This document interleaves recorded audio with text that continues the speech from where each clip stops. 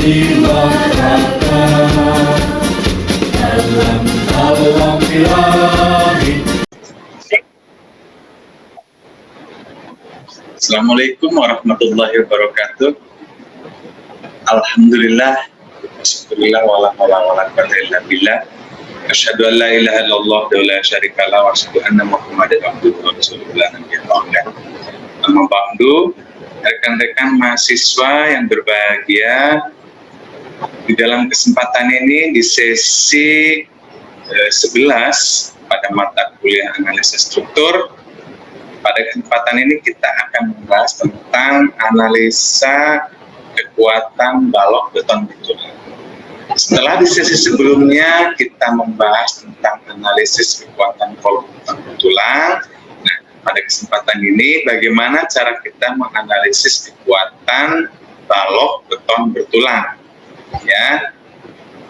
Apa saja hal-hal penting yang perlu kita pahami? Tentu kita perlu paham rumus menganalisis seperti apa, faktor reduksi yang ditentukan oleh ASN di berapa, gitu ya. Nah, selain kita perlu paham rumus yang digunakan untuk menghitung kekuatan balok itu sendiri, kita perlu tahu juga data-data input apa yang perlu kita ketahui untuk dapat menggunakan rumus menghitung kekuatan balok beton. Baik, kita langsung ke studi kasus ya. Langsung ke studi kasus, kita langsung praktekkan bagaimana cara kita menganalisis kekuatan balok beton. Saya share dulu materinya. Nah, ini adalah contoh dari balok lantai atau beam ya. Ini pada umumnya penggambaran balok ada seperti ini. Ini ada bentuk tulangan, ya ini tulangan memanjang, ini tulangan sengkang, gitu ya. Nah, contoh di sini ada data balok lantai. Datanya, bahan strukturnya menggunakan kuat tekan beton atau FC-nya adalah 25 MPa. Kemudian tegangan leleh bajanya adalah 400 MPa. Kemudian ini maksudnya tegangan leleh baja diafragm atau tulangan utama, gitu ya, atau tulangan lentur, gitu ya. Kemudian tegangan leleh baja polos menggunakan 240 MPa. Nah, selanjutnya dimensi balok itu lebar baloknya adalah 250 mm atau 25 cm. Kemudian tinggi baloknya adalah 500 mm atau 50 cm. Nah, pada umumnya dimensi balok itu, lebar balok itu adalah setengah dari tinggi balok. Itu rumus empiris menentukan dimensi balok, ya. Yang walaupun kita perlu analisis lebih lanjut, ya. Perlu analisis lebih lanjut. Nah, kemudian contoh data lagi bahwa diameter tulangan yang digunakan, ya, tulangan utamanya ini menggunakan dik 19, diameter 19, kemudian diameter sengkang besi polosnya ini menggunakan diameter 12 mm, kemudian tebal bersih selimut beton ini 30 mm atau 3 cm, gitu ya. Dari tulangan sengkang ke sisi luar beton itu 30 mm atau 3 cm. Pada umumnya ada yang menggunakan 3 cm, ada yang 2,5 cm, ada juga yang 4 cm, gitu ya. Nah, selanjutnya balok yang akan kita analisis itu akan menerima momen dan gaya geser rencana. Nah, momen rencana positifnya misalkan 63,170, momen rencana negatifnya misalkan 141,33. Kemudian gaya geser rencana akibat beban terfaktornya adalah 155 kN. Bagaimana kita bisa mengetahui rencana beban-beban ini, ya? Bagaimana kita bisa mengetahui momen dan gaya geser rencana? Nah, seperti di sesi-sesi sebelumnya, seperti pada sesi 9 kita bagaimana cara menghitung momen. Nah, jadi momen rencana inilah yang kemudian kita masukkan sebagai data, gitu ya. Oke, sebelum kita menghitung perhitungan tulangan daripada balok lutan bertulang ya, sebetulnya karena contoh common beam ini ada seperti ini ya, seperti ini dia momen yang akan terjadi pada beam. Nah berarti ini lendutan yang akan terjadi pada beam ini sangat tinggi gitu ya. Tingginya lendutan ini akan tergantung lebar bentang daripada kolom. Maka dari itu kita pertama-tama kita perlu menghitung landutan daripada balok itu sendiri. Bagaimana ketentuannya? Ya, saya coba share materi, kita coba menghitung, menganalisis landutan. Bagaimana cara menghitung landutan? Oke.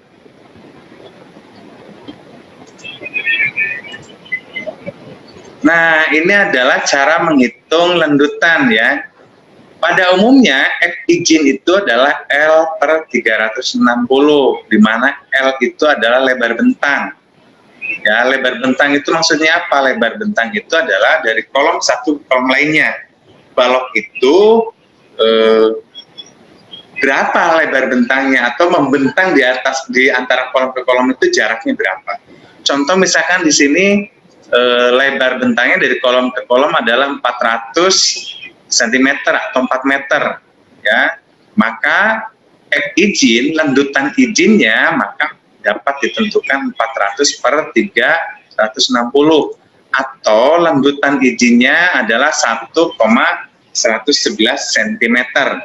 Nah selanjutnya ya, ini adalah landutan izin, tidak boleh melebihi dari 1,11 cm landutan yang akan terjadi gitu ya. Berarti selanjutnya pada balok kita akan menghitung berapa landutan yang akan terjadi.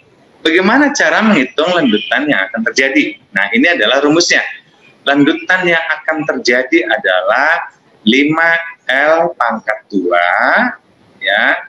Berarti 5 dikali lebar bentang pangkat 2 per 48 elastisitas ya. Elastisitasnya adalah 2000 MPa bajanya ya, tergantung baja yang digunakannya. Kemudian dikali momen-momen yang akan terjadi. Di sini ada MS min 0,1 dikali dalam kurung MA min MB. Berarti momen lapangan yang akan terjadi dikurangi 0,1 dikali momen tumpuan dikurangi momen lapangan ya, maka dapat dihitung. Contohnya adalah seperti ini. Ini saya menggunakan Excel. 5 ini adalah rumus dikali L pangkat 2 lebar bentang pangkat 2, lebar bentangnya tadi adalah 400 mm atau 4 meter, maka 4 pangkat 2 ini menjadi 16. Pernya ini 48 dikali elastisitas ya, elastisitas baja ini 2000, kemudian I-nya adalah 4460 ya. Maka di sini ini adalah MS-nya ya. Berarti tergantung momen yang terjadinya. Momen tumpuannya berapa, momen lapangannya berapa, berarti tergantung itu ya di sini.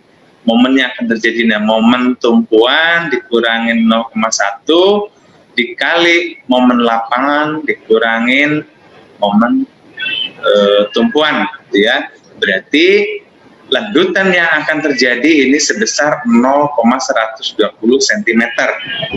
Nah, oleh karena ini landutan yang akan terjadi ini 0,120 cm, sedangkan landutan izinnya tadi kita hitung adalah 1,111 cm, maka apabila terjadi seperti ini, landutan yang terjadi lebih kecil dari landutan izin, maka kontrol landutan ini balok dinyatakan aman. Ya, akan tetapi apabila landutan yang terjadi lebih besar dari landutan izin, maka kita tidak perlu menganalisis lebih lanjut. Ini dari landutan aja tidak aman gitu ya. Maka pertama-tama kita perlu kontrol landutan, baik landutan arah X maupun landutan arah Y. Maka dari itu kita pernah latihan di sesi sebelumnya bagaimana menghitung momen tumpuan arah X, momen lapangan arah X, kemudian momen tumpuan arah Y, momen lapangan arah Y, ya. Nah, pertama-tama kita perlu kontrol di dalam lanjutan. Oke, setelah kita mengontrol lanjutan bahwa suatu balok itu dinyatakan aman itu karena lanjutan yang akan terjadi lebih kecil dari lanjutan izin, ya. Sekali lagi, lanjutan izin itu berarti tergantung dari lebar bentang, ya. Lebar bentang dari balok itu sendiri, dari kolom ke kolom lebar bentangnya berapa. Lanjutan izin yang disyaratkan itu berapa? Kita mengacu ke SNI. Pada umumnya, lanjutan izin yang disyaratkan adalah L per 360. Nah, tentu tidak semua L per 360, tergantung dari sistem struktur itu sendiri, ya. Kalau untuk balok cantilever itu kalau nggak salah L per 500 gitu ya. Nanti kita bisa lihat langsung di SNI-nya. Nah, kita mengacu ke sana. Jadi lanjutan izinnya itu berapa yang disyaratkan oleh SNI gitu ya. Untuk lanjutan balok yang diizinkan di dalam gedung pada umumnya yang bukan cantilever rata-rata adalah L per 360. Contoh dia hitung tadi, apabila lebar bentangnya adalah 400 cm atau 4 meter, maka lanjutan izin yang disyaratkannya adalah 1,111 cm. Maka selanjutnya kita perlu hitung lanjutan balok yang akan terjadi. Oke, setelah kita nyatakan bahwa lanjutan balok itu aman, maka selanjutnya kita analisis lebih lanjut. Bagaimana menganalisisnya? Mari kita praktikkan langsung seperti kasus. Nah, ini dicontohkan sesuai data-data jelas. Sebelum kita menganalisis balok lantai, kita perlu tahu data bahan strukturnya, kuatakan betonnya, tegangan leleh bajanya, gitu ya. Kemudian kita perlu tahu dimensi baloknya, ya, diameter tulangannya, kemudian momen dan beban-beban yang akan diterima oleh baloknya. Kita perlu tahu data ini terlebih dahulu, baru kita bisa menganalisis lebih lanjut. Contoh, apa yang dianalisis? Pertama-tama berarti kita akan menghitung tulangan. Ya, kita perlu mengetahui faktor bentuk distribusi tegangan beton. Faktor bentuk distribusi tegangan beton itu, ya, untuk FC lebih besar dari 30 MPa, maka faktor bentuk distribusi tegangan beton itu dihitung dengan rumus ini.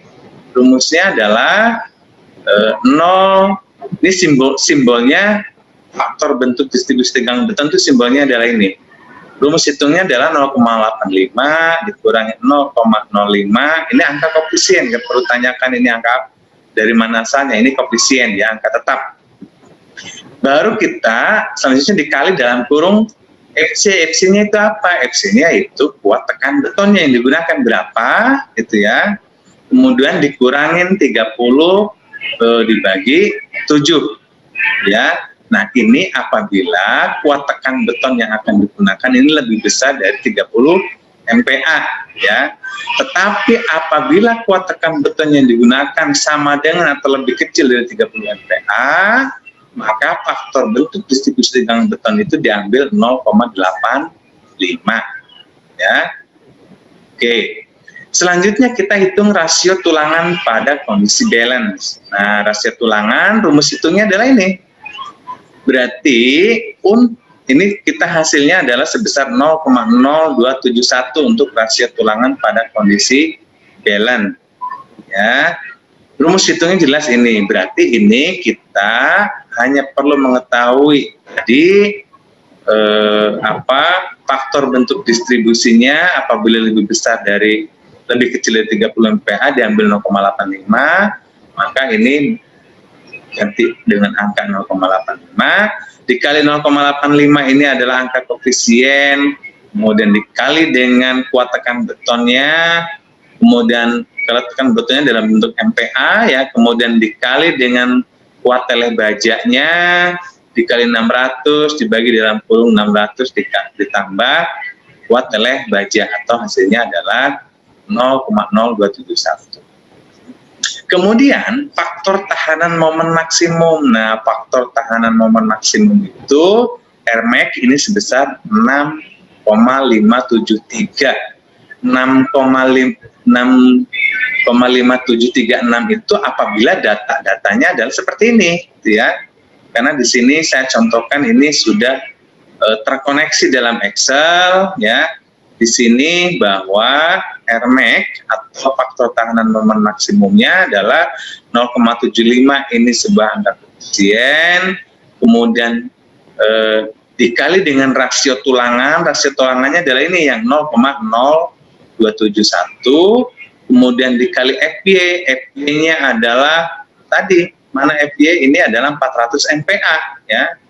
Maka di sini dikali 400 MPa, dikali dalam kurung 1 min setengah kali 0,75, kemudian dikali dengan rasio tulangan pada kondisi balance, dikali FY kuat kali baja, dibagi dalam kurung 0,85 dikali kuat tekan depan. Atau faktor tahanan momen maksimumnya adalah 6,5736. Kemudian faktor reduksi kekuatan lentur ini sebesar 0,80, ya. Ini bisa mengacu mana? Ini faktor reduksi kekuatan lentur ini kita mengacu ke SNI, ya. Nah, SNI yang berlaku itu faktor reduksi kekuatan lenturnya berapa? Maka kita gunakan angka itu. Ini tidak baku 0,8, tapi kita selalu mengacu ke SNI. Buka SNI-nya, ya. Buka SNI-nya, faktor reduksi kekuatan lentur yang disyaratkannya berapa. Oke, kemudian selanjutnya adalah jarak tulangan terhadap sisi luar beton. Nah, jarak tulangan terhadap sisi luar beton atau DS, ya, kita lihat dari gambarnya, ini DS itu adalah ini DS, ya, DS jari tulangan ke sisi luar beton, ini DS. Nah, misalkan DS-nya di sini di dalam data berapa? Nah, ini, nah, DS, cara menghitung DS itu adalah TS ditambah diameter baja tulangan, kemudian ditambah D per 2, ya. Nah, maka hasilnya adalah 51,5. Ini kita melihat kalau koneksi ke dalam data, ya. Karena di dalam Excel ini kita langsung koneksikan dengan data, maka hasilnya ini. Kemudian jumlah tulangan dalam satu baris ini 3,34, kemudian dibulatkan ini menjadi 3, ya.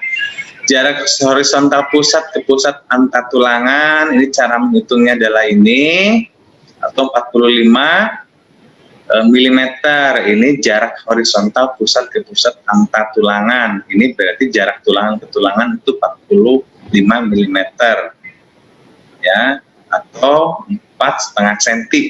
Jarak vertikal pusat ke pusat antar tulangan ini 44 mm. Oke, kemudian kita analisis tulangan momen positif. Nah, momen positif nominal rencana ini adalah rumus hitungnya, ya. Momen positif nominal rencana adalah 78,962 kN. Nah, dari mana dasarnya? Maka momen positifnya tadi berapa? Momen positif dibagi faktor reduksi, ya. Berarti ini diperkirakan jarak pusat tulangan lentur ke sisi beton atau D-nya misalkan 8 mm. 8 mm itu tadi belum tentu 8 mm semua, ya, berarti tergantung dari data. Bisa di sini 6 cm atau 60 mm gitu, ya, bisa saja 50 mm gitu, ya. Ini anggap adalah 80 mm atau 4 cm. Kemudian tinggi efektif balok. Nah, tinggi efektifnya adalah D sama dengan H min D, berarti 420. Kita tahu tadi H-nya, tinggi baloknya ini adalah 500. Karena D-nya atau B-nya 250, min D aksen berarti 420 mm. Oke, berarti faktor tahanan momen ini Rn sama dengan Nn dikali 10 pangkat 6 dibagi B dikali D2. Ini tentu kita B dan D2 ini adalah kita mengacu pada data, ya, data ini, ya. Ini B-nya, ya, kemudian D pangkat dikali D pangkat 2, maka hasilnya adalah 1,7905. Nah, ini apabila faktor tahanan momen lebih kecil dari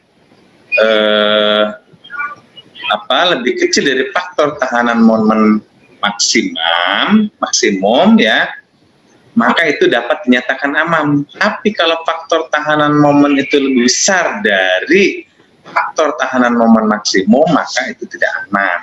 Nah, ini adalah cara kita mengontrol tulangan momen positif. Kemudian selanjutnya kita perlu mengontrol rasio tulangan yang diperlukan. Nah, rasio tulangan yang diperlukan, ya,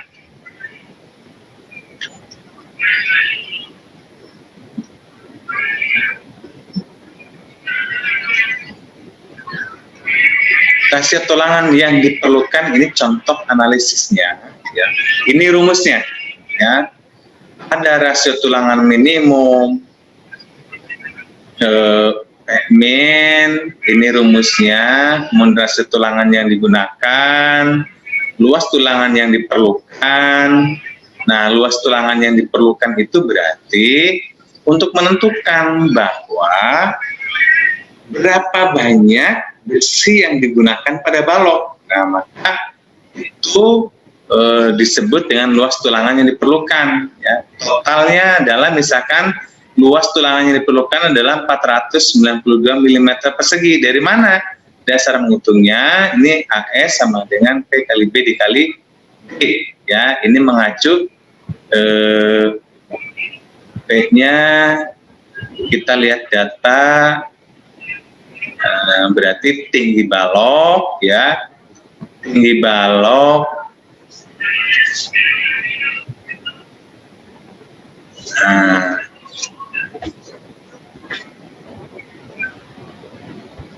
rasio tulangan yang digunakan dikali tinggi balok, ya, kemudian dikali tinggi efektif balok, ya, maka hasilnya adalah 492 mm persegi. Ini luas tulangan yang diperlukan.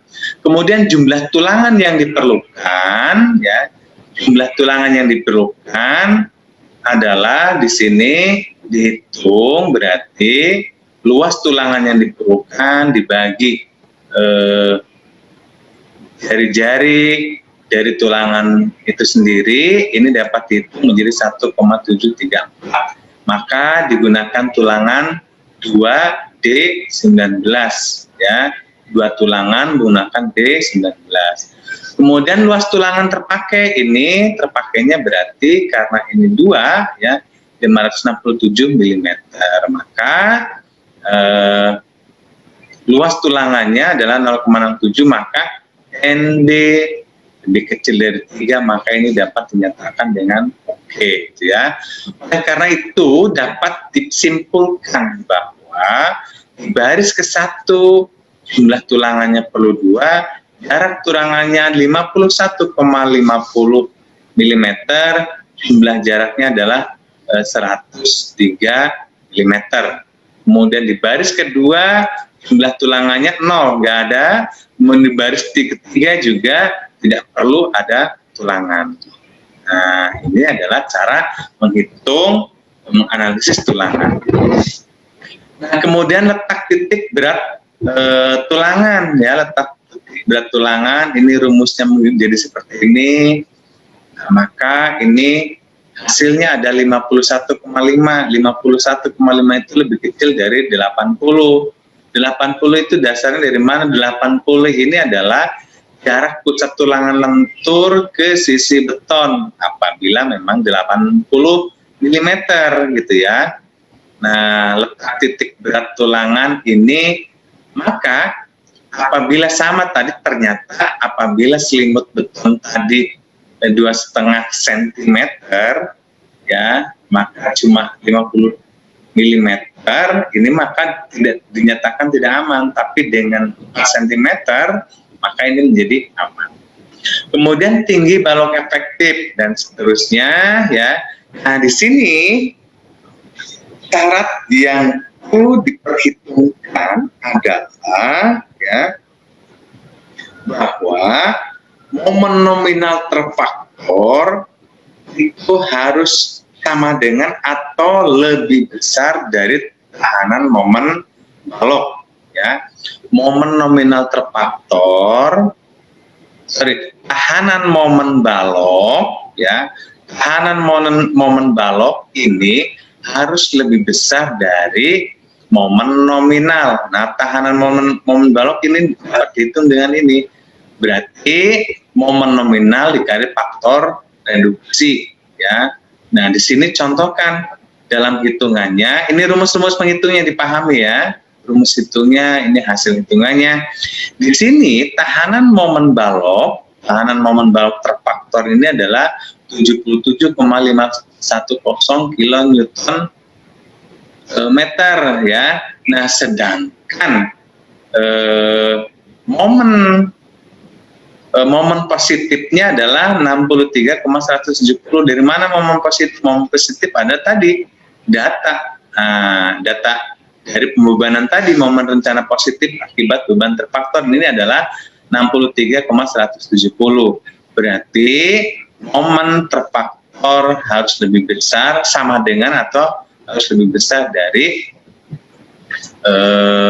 momen rencana atau momen rencana, momen yang akan terjadi ya. Baru itu dinyatakan dengan aman. Baru selanjutnya kita analisis tulangan momen negatif. Nah, momen tulangan negatif, momen negatif nominal rencana ini dihitung dengan seperti ini ya. Momen negatif adalah sama dengan momen negatif dari yang terjadi, kemudian dikali faktor reduksi atau sama dengan 176,667 kilonewton. Apabila diperkirakan jarak pusat tulangan lentur ke sisi beton, jarak tulangan negatif yang dimaksud diperkirakan jarak pusat tulangan itu berarti dari besi tulangan ya, dari besi tulangan ke sisi luar beton itu berapa senti gitu ya.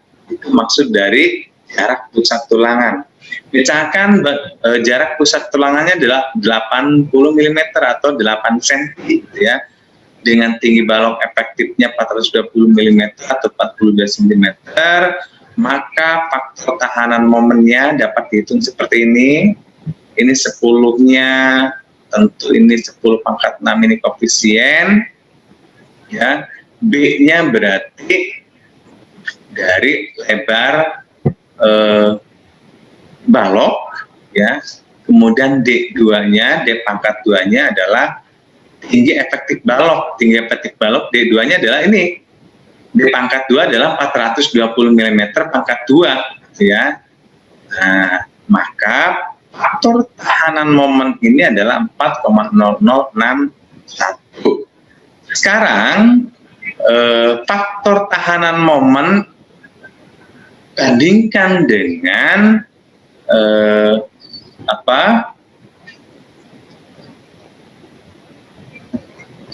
bandingkan dengan faktor tahanan momen maksimum ya. Faktor tahanan momen kita bandingkan dengan faktor tahanan momen maksimum. Nah, apabila faktor tahanan momen ini lebih kecil dari faktor tahanan momen maksimum, maka ini akan dinyatakan aman atau oke. Tetapi apabila terjadi sebaliknya, faktor tahanan momen ini lebih kecil dari faktor tahanan momen maksimum, maka ini dinyatakan tidak aman. Ya, selanjutnya rasio tulangan yang diperlukan. Nah, rasio tulangan yang diperlukan itu adalah untuk memperhitungkan, oh ini menggunakan diameter 19 ini oke atau tidak. Kemudian untuk menentukan berapa jumlah tulangan yang dibutuhkannya. Ya, maka dihitunglah dengan cara rumus-rumus ini contoh-contoh hitungnya nanti bisa ikuti lebih lanjut. Oke, disimpulkan dari analisis tadi, maka pada balok baris ke-1 jumlah tulangannya perlu 5. Kemudian baris kedua tidak perlu ada tulangan, baris ketiga juga tidak perlu ada tulangan. Maka jumlah tulangannya tetap 5, jumlah jarak dari tulangannya adalah 257,5. Oke, kemudian letak titik berat tulangan ini ada 51,50, lebih kecil dari 80 meter, maka diperkirakan oke.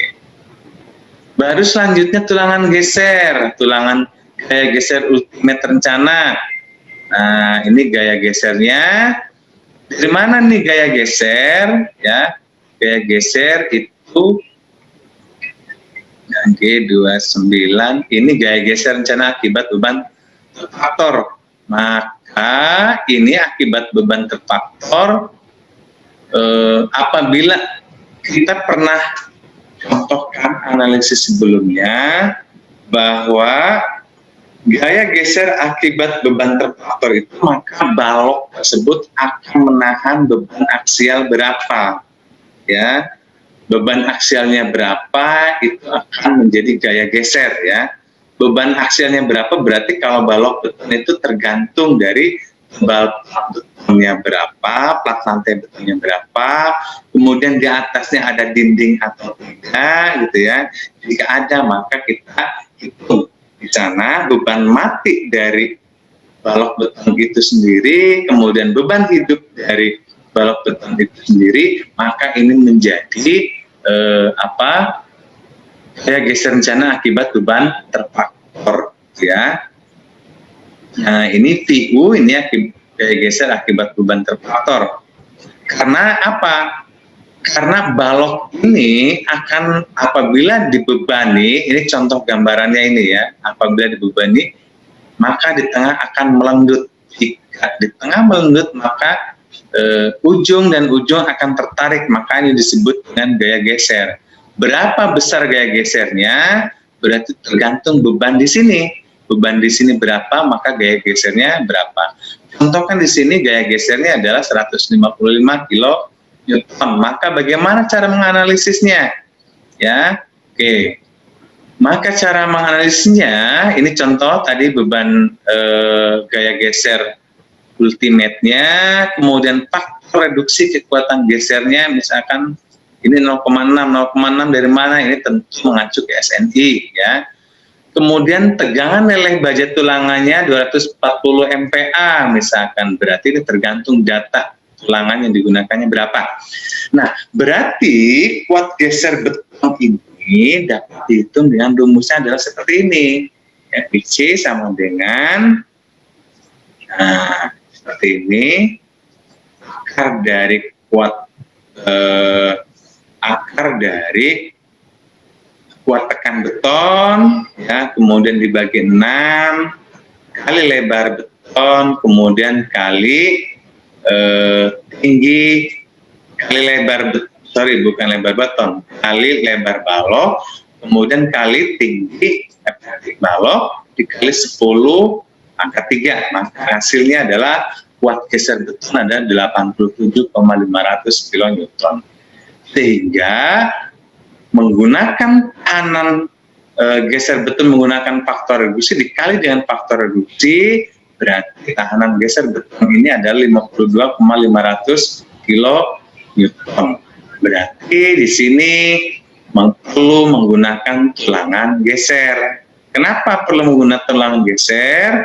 Karena gaya geser ultimate ini adalah 155 kN.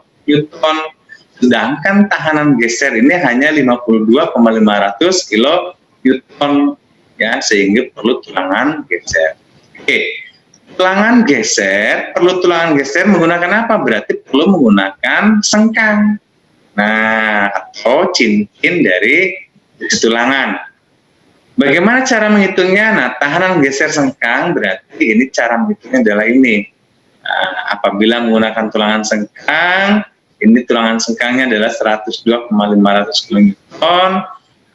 Kemudian kuat geser sengkangnya, PS-nya adalah ini.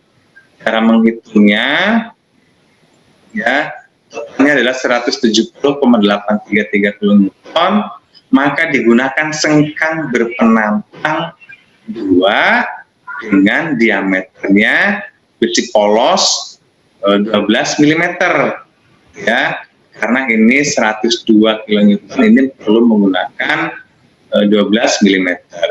Luas tulangan geser sengkang ini adalah luasnya 226,19 mm persegi dengan cara menghitung rumus hitungnya adalah ini.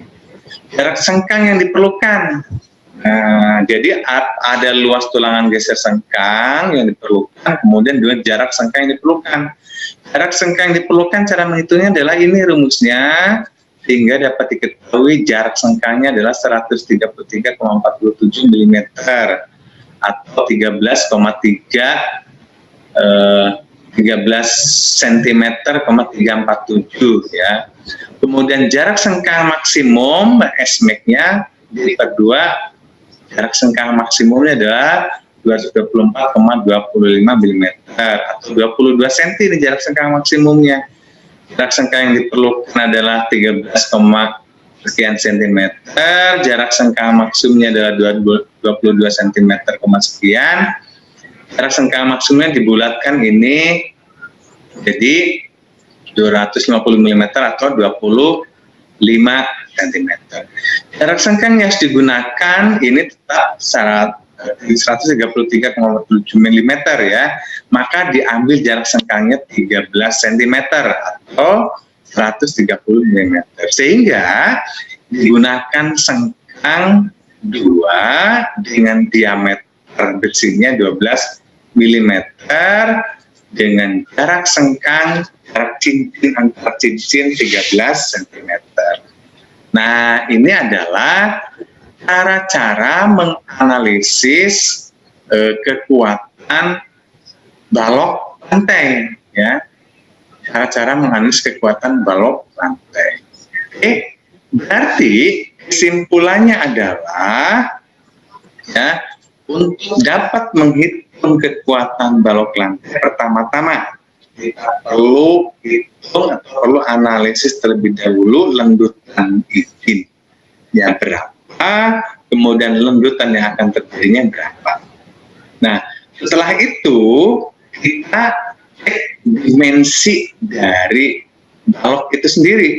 Dimensi baloknya mampu nggak menahan beban rencana. Berarti untuk menganalisis balok, kita perlu tahu data dari